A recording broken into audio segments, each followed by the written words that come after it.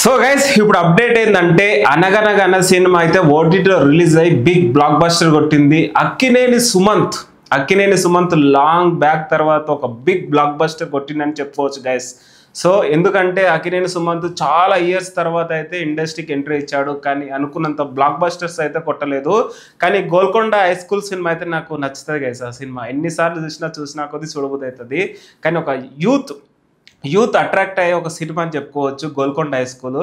So అలాంటి సినిమాలు చాలా ఎక్స్పెక్టేషన్ చేసాం సుమంత్ నుంచి, కానీ ఇంకా చేయలేరు, చాలా గ్యాప్ తీసుకున్నాడు. సో గ్యాప్ తీసుకున్నా కానీ లేట్గా వచ్చినా లేటెస్ట్గా వచ్చాడు అనేది చెప్పుకోవచ్చు గైస్. ఓటీటీలో అయితే దుమ్ము లేపుతుంది అనగనగా సినిమా. ఒక sentiment cinema guys, father and son మధ్యలో ఈ సినిమా ఉంటుంది.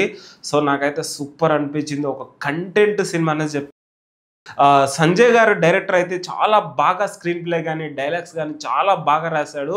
మేబీ నాకు తెలిసి డెబ్యూ సినిమా అనేది చెప్పుకోవచ్చు సంజయ్ గారు, కానీ సినిమా మాత్రం చాలా బాగా తీశాడు గైస్. మీరు చూడని వాళ్ళైతే చూడండి.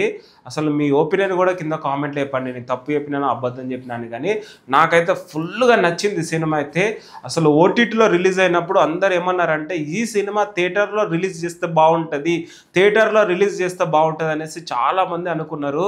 కానీ ఏటకెళ్ళకి అందరి కోరిక మేరకు థియేటర్స్లో అయితే రిలీజ్ అవుతుంది ఈ సినిమా.